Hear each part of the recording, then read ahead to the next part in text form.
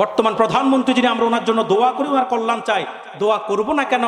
৩৬ বছর ৩৫ বছর পরে, ৩ যুগ পরে পুরুষ প্রধানমন্ত্রী পাইছি আমরা। কথা বলে না, ৩ যুগ পরে যাই একজন পুরুষ প্রধানমন্ত্রী পাইছি, আমরা তো তার জন্য দোয়া করবো, এটাই স্বাভাবিক। ঠিক কিনা বলেন?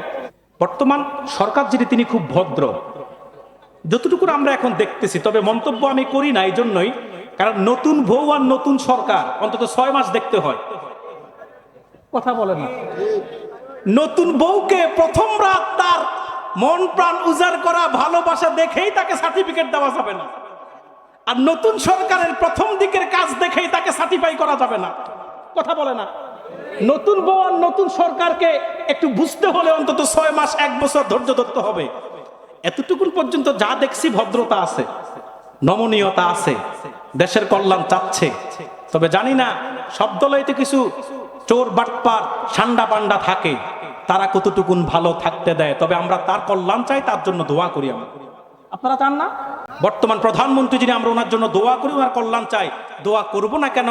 ৩৬ বছর ৩৫ বছর পরে, ৩ যুগ পরে পুরুষ প্রধানমন্ত্রী পাইছি আমরা। কথা বলে না, 3 যুগ পরে যাই একজন পুরুষ প্রধানমন্ত্রী পাইছি, আমরা তো তার জন্য দোয়া করবো, এটাই স্বাভাবিক। ঠিক কিনা বলেন? আমি গত বছর আপনাদের এই মাহফিলে পরামর্শ দিছিলাম তারেক জিয়াকে।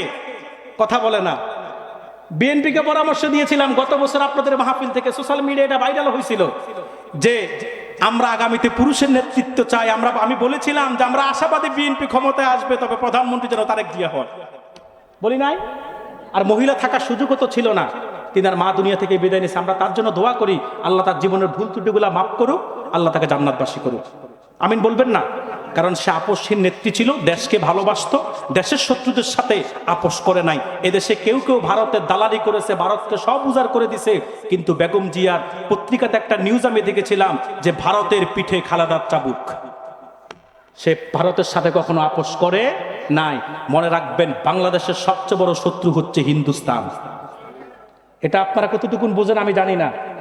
বাংলাদেশের সবচেয়ে বড় শত্রু হচ্ছে হিন্দুস্তান, যারা আমাদেরকে পানিতে মারে, যারা আমাদেরকে তার কাটার বেড়াতে মারে, যারা সব সময় আমাদের উপরে, আমাদের সব বিষয় নাক গলিয়ে আমাদের উপর প্রভাব বিস্তার করতে চায়। স্বাধীনতা আমাদের, কর্তৃত্ব ভারতের। কথা বলেন না কেন? বাংলাদেশের সবচেয়ে বড় শত্রু হচ্ছে ভারত। ভারতের সাথে আমাদের রাষ্ট্রীয় বন্ধুত্ব সম্পর্ক থাকবে, কিন্তু ভারতের কোনো তাবেদারি এবং ভারতের কোনো মাতবরিকে আমরা মেনে নিব না।